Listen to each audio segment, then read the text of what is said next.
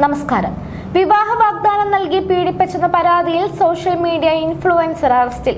ഇൻസ്റ്റാഗ്രാമിൽ നിരവധി ഫോളോവേഴ്സുള്ള തൃക്കണ്ണൻ എന്നറിയപ്പെടുന്ന ഇരവുകാട് സ്വദേശി ഫാസിസ് സജീവിനെയാണ് ആലപ്പുഴ സൗത്ത് പോലീസ് അറസ്റ്റ് ചെയ്തത്.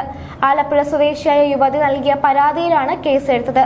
വിവാഹ വാഗ്ദാനം നൽകി വീട്ടിലെത്തിച്ച് പീഡിപ്പിച്ചുവെന്നാണ് നിയമ വിദ്യാർത്ഥിയായ പെൺകുട്ടിയുടെ പരാതിയിൽ പറയുന്നത്.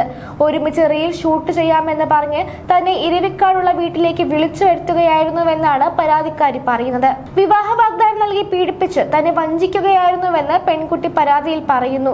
ഇരുവരും ഒന്നിച്ചുള്ള നിരവധി റീലുകൾ സോഷ്യൽ മീഡിയയിൽ പങ്കുവച്ചിട്ടുണ്ട്. യുവതിയെ ഇയാൾ വിവാഹം കഴിക്കാമെന്ന് പറയുകയും എന്നാൽ പിന്നീട് ഇവർ തമ്മിലുണ്ടായ വഴക്കിനെ തുടർന്ന് പിരിയുകയുമായിരുന്നു. 3.5 ലക്ഷം ഫോളോവേഴ്സാണ് 25-കാരനായ ഫാസിസ് എന്ന തൃക്കണ്ണനുള്ളത്. അതുകൊണ്ട് തന്നെ ഇയാളുടെ ഓരോ റീൽസിനും വലിയ റീച്ചാണ് സോഷ്യൽ മീഡിയയിൽ നിന്നും കിട്ടാറുള്ളത്. ഒരുമിച്ച് റീൽ എടുക്കാമെന്നും കൊളാബ് ചെയ്യാമെന്നും പറഞ്ഞാണ് ഇയാൾ പെൺകുട്ടിയെ വിളിച്ചു വരുത്തുന്നത്. തന്റെ വീടിന് തൊട്ടടുത്തുള്ള മറ്റൊരു വീട് വാടകയ്ക്കെടുത്താണ് ഇയാൾ റീൽസ് ഷൂട്ട് ചെയ്യുന്നതും എഡിറ്റ് ചെയ്യുന്നതും. അവിടെ വെച്ചാണ് യുവതിയെ വിവാഹം കഴിക്കാമെന്ന് ഉറപ്പ് നൽകി പീഡിപ്പിച്ചതെന്നാണ് പരാതിക്കാരി പറയുന്നത്. കഴിഞ്ഞ 1 വർഷമായി ഇരുവരും തമ്മിൽ അടുപ്പത്തിലാണെന്നും എന്നാൽ കുറച്ചു കഴിഞ്ഞപ്പോഴാണ് ഇയാൾ തന്നെ പറ്റിക്കുകയാണെന്ന് നിയമ വിദ്യാർത്ഥിനിയായ പരാതിക്കാരി തിരിച്ചറിയുന്നത്. അതേസമയം നിരവധി സ്ത്രീകളെ ഇയാൾ ഇത്തരത്തിൽ കബളിപ്പിച്ചിട്ടുണ്ടെന്നാണ് പരാതിക്കാരി ആരോപിക്കുന്നത്. ഇത് തനിക്ക് നേരിട്ടറിയാമെന്നും യുവതി പറയുന്നു. തങ്ങൾ തമ്മിൽ 1 വർഷത്തോളം ബന്ധമുണ്ടായിരുന്നു. പിന്നീട് വഴക്കിനെ തുടർന്ന് ബന്ധം അവസാനിപ്പിച്ചു. ഇതിനിടയിലാണ് താനും പറ്റിക്കപ്പെടുകയാണെന്ന് മനസ്സിലായതെന്നും യുവതി ആരോപിച്ചു.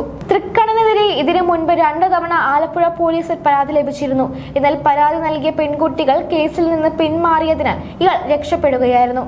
അതേസമയം താനും പരാതിക്കാരും തമ്മിൽ ഇഷ്ടത്തിലായിരുന്നുവെന്നും എന്നാൽ ഒത്തുപോകാൻ സാധിക്കാത്തതിനാലാണ് ബന്ധം പിരിയുകയായിരുന്നതെന്നുമാണ് തൃക്കണ്ണൻ പോലീസിന് നൽകിയ മൊഴി.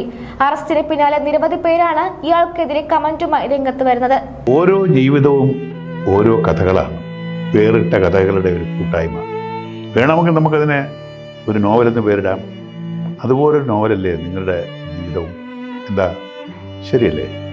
നിങ്ങളുടെ അനുഭവങ്ങൾ, കഥകൾ എന്തുമായിക്കൊള്ളട്ടെ, അത് കേൾക്കാൻ DNA ന്യൂസിലൂടെ ഞാൻ എത്തുന്നു. കഥ പോലൊരു ജീവിതം, അതിനായി ഞാൻ നിങ്ങൾക്ക് വേണ്ടി കാത്തിരിക്കുന്നു.